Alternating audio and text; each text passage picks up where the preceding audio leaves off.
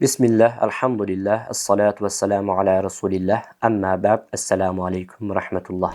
Əziz və dəyərli müsəlman bacı və qardaşlar, bugün Muqaddimətul Hədramiyyədən Şafi məzhəbinə görə nəcis olan sular bölümünü oxuyacağıq Allahın izni ilə. Az miqdardakı su və ondan başqa digər mayələr nəcasətlə qarışdıqda o su nəcis olar.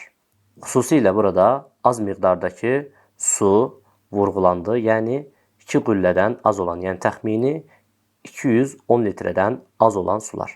Lakin bəzi məsələlər, bəzi hallarda su nəcis olmaz. Hal-hazırda onlara baxaq.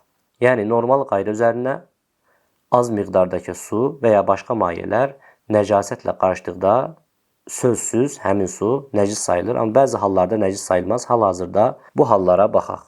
Birincisi, gözlə görülməyəcək qədər az olan nəcasət. Yəni bu miqdarda nəcasət az miqdarda olan suya qarışarsa, su nəcis sayılmaz. İkincisi, axar qanı olmayan heyvan ölüsü. Yəni məsələn, milçək və arı kimi. Yəni bunlar suya qarışarsa, suya düşərsə, o su nəcis olmaz, lakin şərti vardır. Bu ölü heyvan suyun rəngini, dadını və qoxusunu dəyişdirərsə və ya qəsdən suyun içinə atılarsa, o zaman o su nəcis olar. Üçüncüsü, ağzı nəcis olmuş pişiyin bir müddət gözdən itdikdən sonra çox miqdardakı suya gəlib ağzını vurması. Burada xüsusilə çox miqdardakı sudan bəhs olunur. Həmin suya ağzını vurması.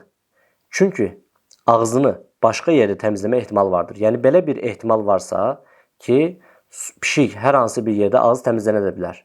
Yəni bir müddət gözdən itib ağzı təmizlənib. Yəni belə bir ehtimal varsa, bu zamanda o su təmiz sayılır.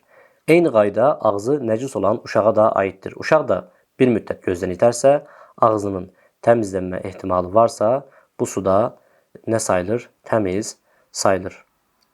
Dördüncüsü, nəcasətin tüstüsündən və ya buxarından gələn az miqdar.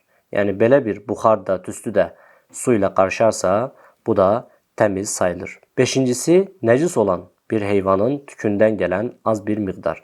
Yəni bu miqdarda az bir tük həmin suyu nəcis etməz. Altıncısı, heyvan peynindən və ya gübrəsindən gələn az miqdardakı toz. Yəni bu az miqdardakı toz da su ilə qarışarsa, o su nəcis olmaz.